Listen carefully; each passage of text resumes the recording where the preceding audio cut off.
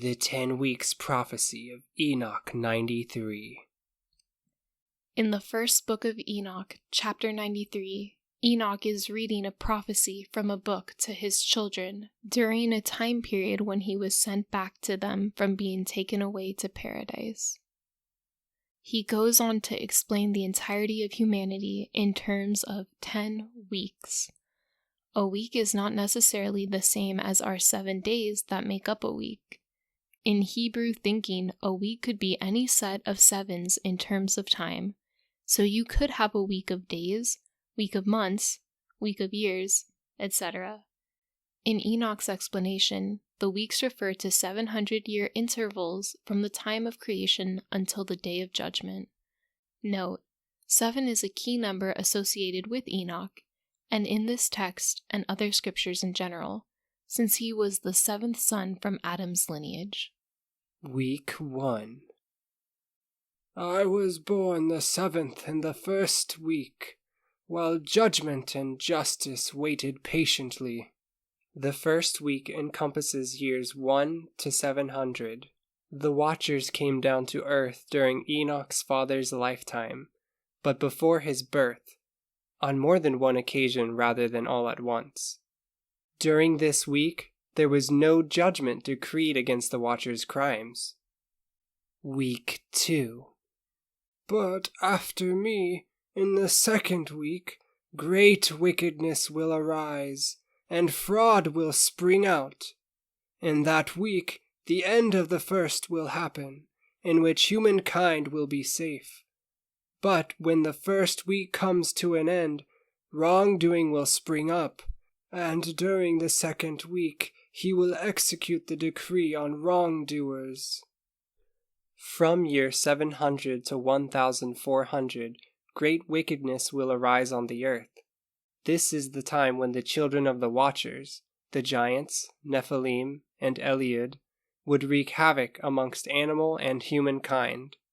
It's during this week that the judgment against the disobedient Watchers and their children is decreed through Enoch. This is what is meant in the third sentence quoted above. During the second week he will execute the decree on wrongdoers. The he in this verse is referring to the Most High God, the Creator. Humankind is saved by way of Noah, who was prophesied to carry on the human race, since he was fully human and followed the ways of God passed down to him from his forefathers. Enoch also mentions that it is after him that the great wickedness springs out. This is most likely referring to the evil that continued and became worse due to the evil of the Watchers' children. Enoch was still on the earth when the decree against the Watchers who went down was issued. He even spoke with them on at least 2 occasions. The second sentence that states, "The end of the first will happen," is most likely referring to the end of the Watchers who rebelled and were then sentenced to prison in chains under the earth. If that's true, then most likely there are more who rebel at a later time, or perhaps the pact that they made would be carried out throughout time rather than all at once. This is merely speculation. But there could still be other Watchers in the future that could fall at a later date, which is likely mentioned in Revelation about the stars falling from heaven. Week 3. Then after that, at the end of the third week, a just person will be selected as the plant of just judgment, and after him the just plant will come forever. During 1400 to 2100, Noah and his family are saved from the great flood, and from his descendants a just plant will come, but it's unclear who the just plant is that is selected. It could be Noah, or any of the sons of Shem mentioned in the genealogy, except for Canaan, son of Arphaxad. Week 4. Then after that, at the end of the 4th week, the visions of the sacred and the just will be seen, and the law of generation after generation, and a living place will be made for them. Near the end of the time period 2100 to 2800, Abram is called by God. God makes a covenant with him, promising that he will be the father of many nations from generation to generation. In this covenant, Abraham is also promised the land that rightfully belonged to his family, but was taken away by Canaan, the cursed son of both Noah and Ham. I'm not sure what "the visions of the sacred and just will be seen" refers to, unless somehow Abraham is given a vision that is not recorded. Week 5. Then after that, at the end of the 5th week, the splendid and masterful house will be erected forever. Around the end of 2800 to 3500 is when the Israelites were freed from Egypt by the hand of God through his servant Moses. During this time, the tabernacle was established in the midst of the people. Note: forever in ancient Hebrew and Greek does not always mean eternity. Most of the time, it means an unspecified amount of time. We use it to mean this in our modern speech all the time. For example, I went to the DMV and waited forever in line. So whenever you see the word translated as forever, always remember that it might just mean an age or an undetermined amount of time. Week 6. Then after that, in the 6th week, all those who are in it will be darkened, and the hearts of all of them will forget wisdom. In it, a person will get up and come out. At its end, he will burn the masterful house with fire, and the whole race of the chosen root will be dispersed. During the years 3500 to 4200, the Israelites will fall away and be brought back by both the judges and the good kings. Also during this week, Elijah the prophet will live and also be taken away to paradise where Enoch dwells. This is what I am thinking is meant by, in it, a person will get up and come out, since he is translated just as Enoch was. Near the end of this time period, the temple is destroyed, and both kingdoms are taken into captivity and dispersed among the nations. Week 7.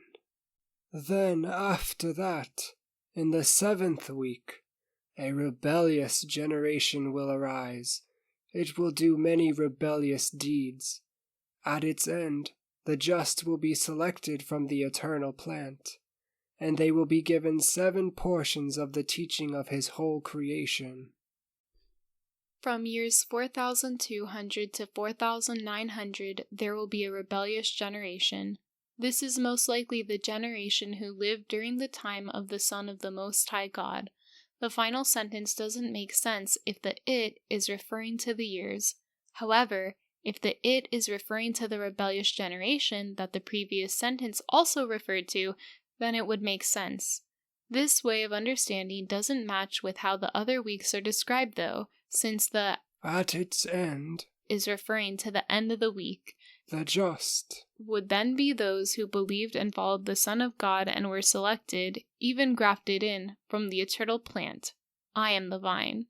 They learned directly from his teachings. I'm not sure about the 7 portions of his whole creation, though. Week 8. Then after that, there will be another week, the 8th of justice, and a sword will be given to execute judgment and justice on all oppressors. Wrongdoers will be handed over to the just, and at its end they will acquire dwellings because they are just. And the dwelling of the splendid great king will be established forever. During years 4900 to 5600, there is justice.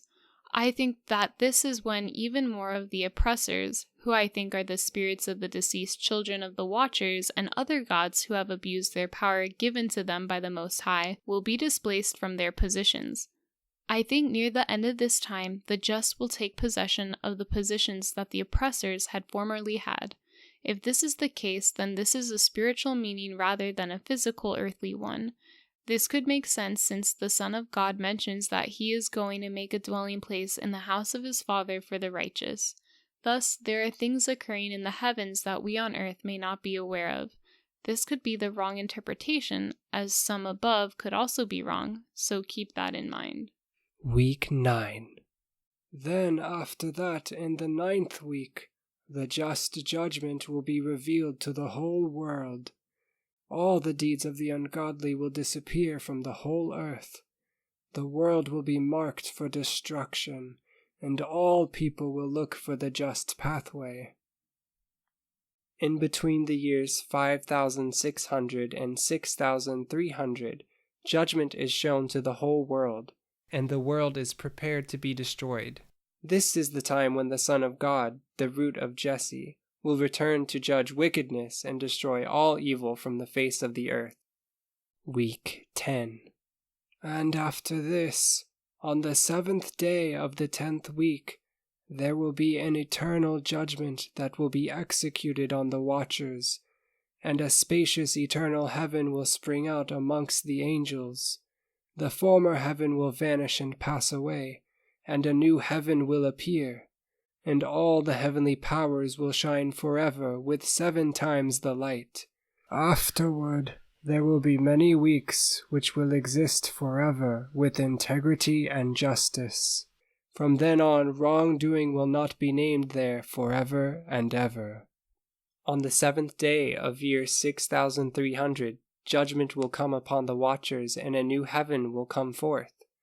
I think the sentence about the heavenly powers will shine with 7 times the light is a reference to the 7 portions of the teaching of his whole creation mentioned in week 7. This could be that the new heaven is fixed with newer beings, who were the just and righteous who lived on earth. This would make sense as to why the old heaven had to pass away, so that the establishment of new stars or dwellings for those who would replace the fallen watchers and rebellious ones could take place. After all of this, time continues without wrongdoing for eternity, or at least a very long time. Ending remarks. These years do not match up exactly with any of the known scriptures' dates.